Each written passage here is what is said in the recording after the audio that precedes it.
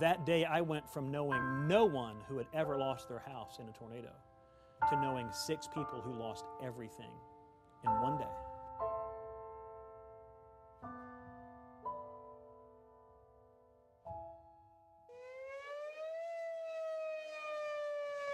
The morning tornadoes were a complete surprise. They were a complete surprise to our weather staff, to the National Weather Service weather staff. And I remember talking to one of the forecasters there, and I said, hey, will the earlier storms, will they affect kind of the forecast for the afternoon or your expectations? And to make a long story short, the answer was no, it's going to be really bad in the afternoon. Plan to seek shelter, plan to get in shelter, plan to stay in shelter until the storm threat from this entire storm system has passed. When we started seeing those supercells pop up in the just afternoon, and we're seeing the structure of the storms, and all these individual perfectly tornadic looking signature storms are popping up, that's when we knew this is, we're going to be in this for several more hours. When Phil Campbell was hit, or Hackleburg first, then Phil Campbell, the National Weather Service said there was no word out of those communities. It was quiet. If there's a weather event happening and a community goes quiet, dead quiet, it doesn't mean nothing's happening. It means the worst has happened.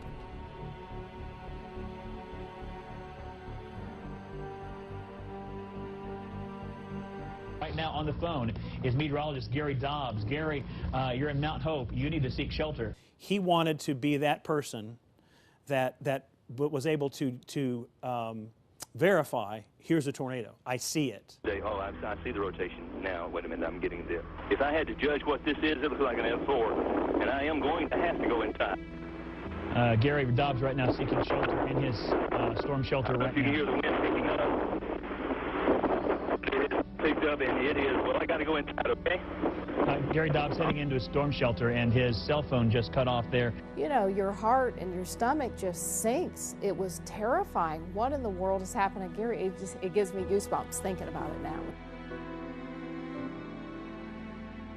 I had to literally climb out of the debris when it was over. I was trapped in it for a little while. He was being a public servant, frankly, and his public service, frankly, nearly got him killed. Power is cut to hundreds of thousands, potentially, of people in North Alabama.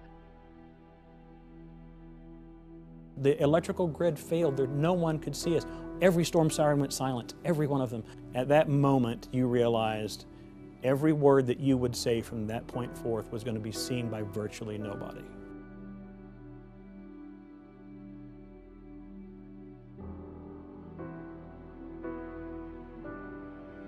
Reports were coming in that there were deaths, lots of deaths, lots of deaths. They weren't even able to keep up with the body count because they were finding parts.